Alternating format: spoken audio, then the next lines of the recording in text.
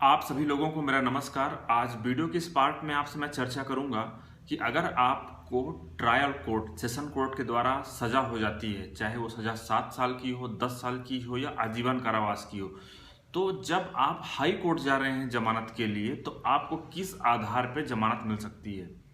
इस संदर्भ में आपको मैं ग्राउंड शेयर करूंगा कि किन आधार पे आपको जमानत मिल सकती है। साथ में ही एक रिसेंटली का जजमेंट है गुजरात हाई कोर्ट का, जिसमें कि आरोपी को आजीवन कारावास की सजा से दंडित किया गया था क्योंकि उसके पास कुछ फर्जी नोट पाए गए थे। लेकिन इस मामले में जब मामला हाई कोर्ट के समक्ष आया तो हाई कोर्ट ने आरोपी को बेल ग्रांट कर दिया।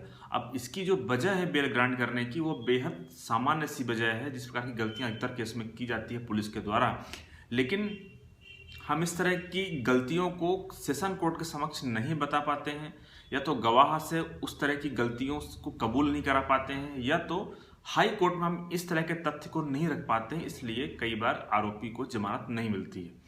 अब मैं आपसे इस केस की शॉर्ट में स्टोरी ब्रीफ करता हूं, फिर बताता हूं कि गलती कैसे किया पुलिस ने जिसका कि फायदा आरोपी को मिला। तो साथियों, इस केस की कहानी कुछ ऐसी सी थी कि इस केस में पुलिस को सूचना मिलती है कि कुछ लोगों के पास फर्जी नोट है। पुलिस 5 तारीख को जाकर के उनको पकड़ती है और अपने थाने में लेके आती है। पुलिस वहाँ पे उनसे जब्त करती है नोट, और उसके बाद मामले की कार्यवाही आगे बढ़ाती है, चार्जशीट तैयार करती है, मामले में गवाही होती है। गवाही के बाद सेशन कोर्ट आरोपी को आजीवन कारावास की सजा सुना देती है।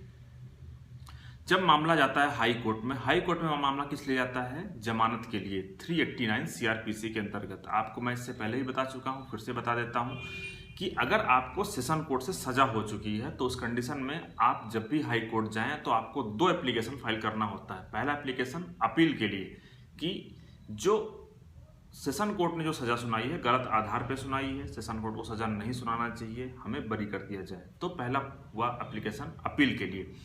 दूसरा एप्लीकेशन साथ में फाइल किया जाता है कि जमानत के लिए, कि जब तक की अपील की सुनवाई नहीं हो जाती है तब तक हमें जमानत पे छोड़ दिया जाए। आपने सुना होगा कई सारे लोग होते हैं जो सजा के बाद कुछ दिन जेल में रहते हैं, फिर वापस जमानत पे आ जाते हैं, उनका केस चलता रहता है। तो ये वही प्रक्रिया है। इस प्रक्रिया में ऐसा ही होता है। वो 389 सीआरपीसी के अंतर्गत जमानत के लिए आवेदन लगाया जाता है कि हमें जब तक की अपील की सुनवाई नहीं हो जाती, क्योंकि कई मामले ऐसे होते हैं जहाँ पे जमानत की सुनवाई 15-20 साल बाद अपील की सुनवाई 15-20 साल बाद होती है।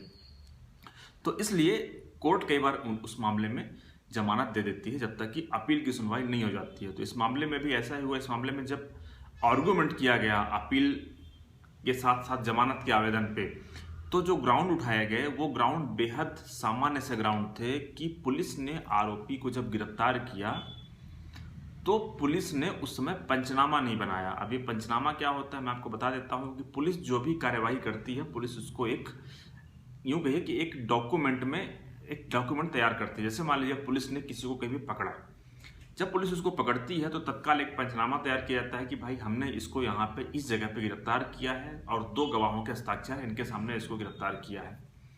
ऐसे जब पुलिस कुछ जब्त करती है आपसे, जैसे मान लीजिए नकली नोट जब्त किए गए, तो उसका भी पंचनामा बनता है कि भाई हमने इस जगह पे इस व्यक्ति से ये इतने नकली नोट जब्त किए हैं, ये 2 लोगों के सामने हमने इसको जब्त किया है और हमने इसको सील पैक कर दिया है। इस मामले में पुलिस ने यही गलती किया जिसका फायदा आरोपी को मिला कि पुलिस ने आरोपी को गिरफ्तार किया 5 तारीख को और पंचनामा बनाया 6 तारीख को। एक दिन बाद पुलिस ने पंचनामा बनाया। दूसरी गलती पुलिस ने क्या किया? पुलिस ने इस मामले में जो प्रोसीजर बताई गई है 41(20) सीआरपीसी में कि आप जब भी गिरफ्तार करेंगे उसी समय आपको पंचनामा तैयार करना है, तो पुलिस ने पहली गलती ये किया जैसा हमने आपको बताया। दूसरी गलती थी कि जो नकली नोट जब्त किए तो पुलिस ने ये नहीं लिखा कि उसको सील पैक किया कि नहीं किया, उसमें गवाहों के हस्ताक्षर भी नहीं कराए, और जिनके हस्ताक्षर कराए थे कोर्ट में आकर के उन्होंने अपने बयान बदल दिए थे। तो ये 2 ग्राउंड थे बरी करने के। तो अगर आप देखेंगे तो अधिकतर मामलों में इस तरह के ग्राउंड मौजूद होते हैं जिसके आधार पर आप बरी हो सकते हैं, चाहे वो एनडीपीएस का मामला हो या फिर चाहे वो नकली नोट का मामला हो या फिर कोई और भी मामला हो, कोई भी क्रिमिनल केस हो। तो साथियों, अगर आपका भी मामला कुछ इस प्रकार से है तो आप सबसे पहले देखें कि पुलिस ने 41 सीआरपीसी का कंप्लायंस किया है कि नहीं किया है। दूसरी बात यह है कि अगर नहीं किया है तो वो व्यक्ति जब कोर्ट में गवाही देने आए, कौन?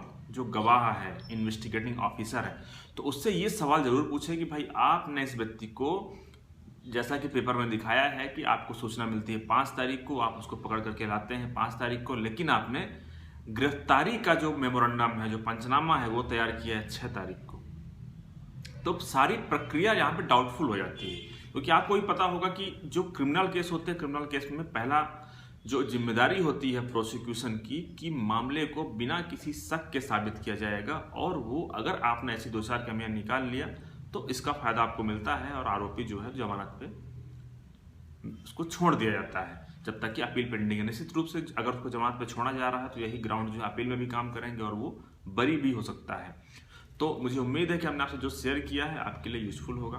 धन्यवाद। आने वाले टाइम में ऐसे जो कुछ नए नए ग्राउंड हैं, नए नए जजमेंट के हिसाब से आपसे मैं शेयर करता रहूँगा। धन्यवाद।